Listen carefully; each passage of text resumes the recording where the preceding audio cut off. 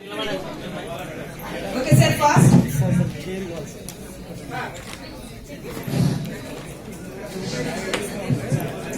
అమ్మా అమ్మా ఆడుకున్నారా అమ్మ కాసేపు నాకు ఎవరు ఆడడానికి లేదు నాన్న వెళ్ళిపోయాడు నువ్వేమో సీరియల్ చూస్తారా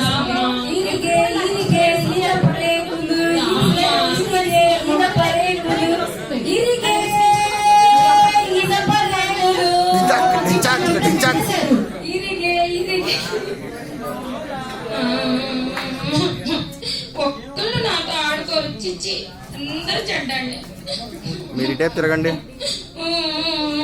ఏమిటి బాలిక, ఎందుకు అలా బాధపడుతున్నారు? వచ్చిన కష్టం ఏంటి? నా కోసం దేవుడు వచ్చేసాడే. చూడండి నాకు ఎవ్వరూ ఆడుకోవడం లేదు. అమ్మేమో ఎప్పుడు చూస్తే ఎనపరేకులు సీరియల్ వస్తుంది.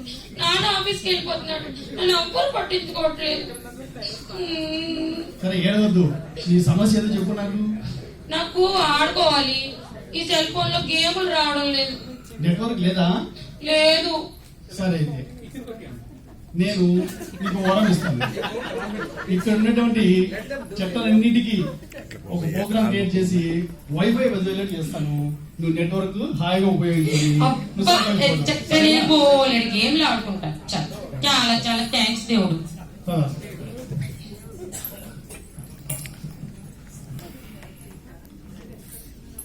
ఏమన్నా ఉంది బాగుంది. ఇదేంటి మళ్ళీ గిరగిరా గిరగిరా తిరుగుతుంది. దేవుడేమో నెట్వర్క్ ఇస్తానన్నాడు, ఇందులో ఏమీ రావట్లేదు.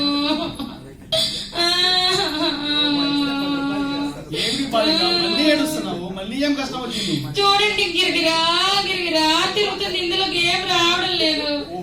స్పీడ్ సరిపోలేదా? లేదు. మరి మీ ఇంటి దగ్గర చెట్టు నాటావా? నాట ఒక్కొక్క చెట్టు ఉంది. మా అమ్మ ఒక్క చెట్టే వేసింది. ఒక పని చేయి, ఆ చెట్టును నీళ్లు పోసి పెద్దగా పెంచు. అలాగే. ఒక కండిషన్ ఏమిటి? పొడవైన చెట్లను పెంచు. పైన చెట్లు, తాడి చెట్లు లాంటి చెట్లను పెంచితే డేటా స్పీడ్ వస్తుంది. అలాగే, తప్పకుండా స్పీడ్ అయిన డేటా కోసం పొడిగైన చెట్లు పెంచుతాను. అది మీకు డేటా ఇస్తాయి. కొన్ని నినాదాలండి ఇప్పుడు.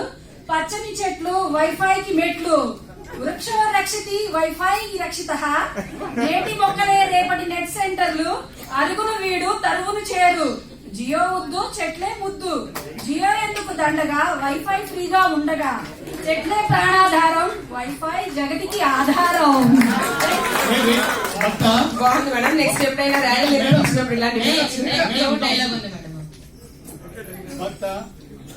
చెట్లను పెంచు, డేటాను పంచు. పచ్చని చెట్లు వైఫైకి మెట్లు. చెట్లను పెంచండి, ముఖేష్ ముంచండి. Thank you. I invite group 2 members.